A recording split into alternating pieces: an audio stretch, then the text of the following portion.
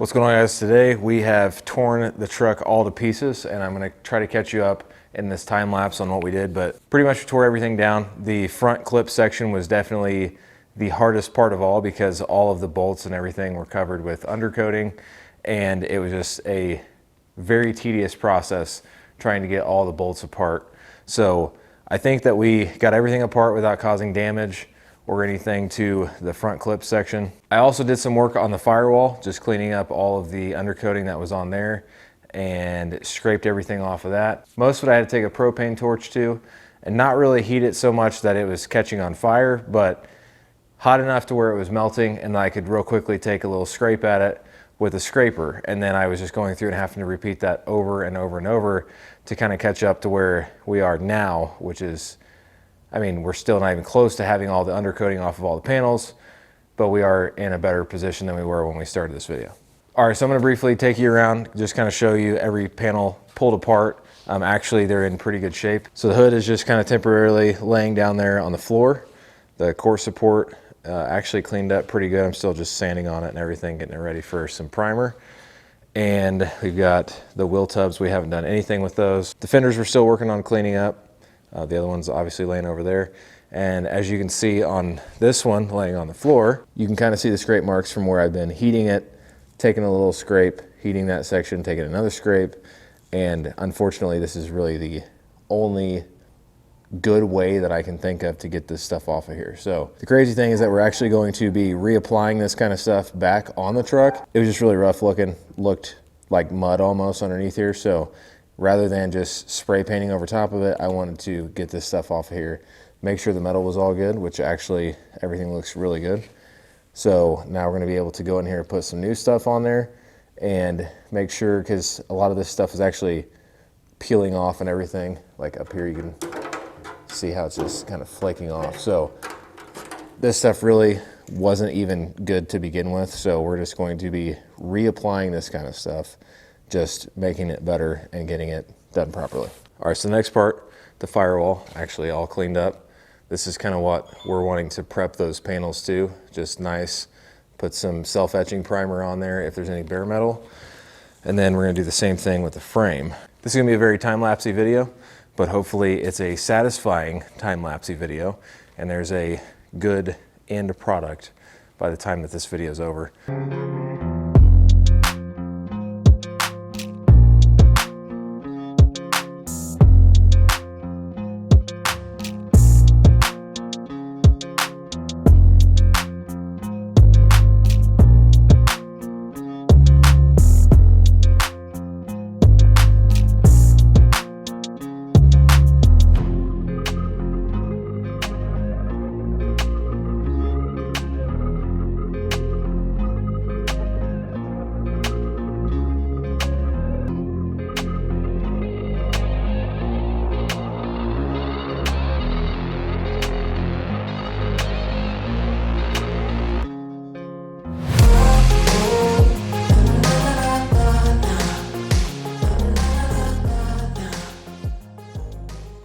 All right, guys, so as you can see, I got both fenders primed up on the inside. That way, whenever we go through and we spray that different kind of under-eyes coating, it's gonna actually adhere to the panel. So, but I think overall, we got a pretty nice finish. There is some dust on here. It's been a couple days since I shot that, but same thing with this one. And then over here on the core support, we did a black from Duplicolor. It's the paint shop lineup. I'll show you that here in a second. But I think it pretty closely matches what the factory black looks like whenever you have a black core support or inner fenders and stuff like that. So I think it turned out pretty good. Now that you've seen this, I want to show you the paint gun that I like to use to get this kind of finish, and I bought it on Amazon. All right, so this is the 3M Accuspray. This is a really good gun. I've liked it so far. I haven't shot any clear coat with it, so I don't know how it's going to do for that, but basically you have removable heads here, and it's super easy to clean this. So basically this head will just snap into place on the top there. Of course, I'm doing this one-handed, so it's not going to. But then it's got the little PPS cup system on the top. So it couldn't be easier. You've got a little measuring cup here, and then a little lid that snaps on there. You tighten that up, and then literally this will just spin onto that little PPS adapter up there. The really nice thing is that whenever you're done painting, you'll just pop this tip off, and then, again, I'm doing this one-handed, but wipe this little point here on the needle, and then you just spray this down with like an acetone. And I've used this tip like probably 4 or 5 times, and it's perfectly clean. So I love this. You can buy replacements for this. You can get the cup system. Actually, I have some mounted on the wall over here. So it's just a little tower. My lids are up here, and then my cups are down here. This basically has like a little liner that goes inside of the measuring cup. So this pretty much just sits down in the measuring cup. You're gonna mix your 4-to-1 or whatever, and then that way, whenever you're done painting, you pull this out of the measuring cup, which is right over here, and then you just wipe everything down.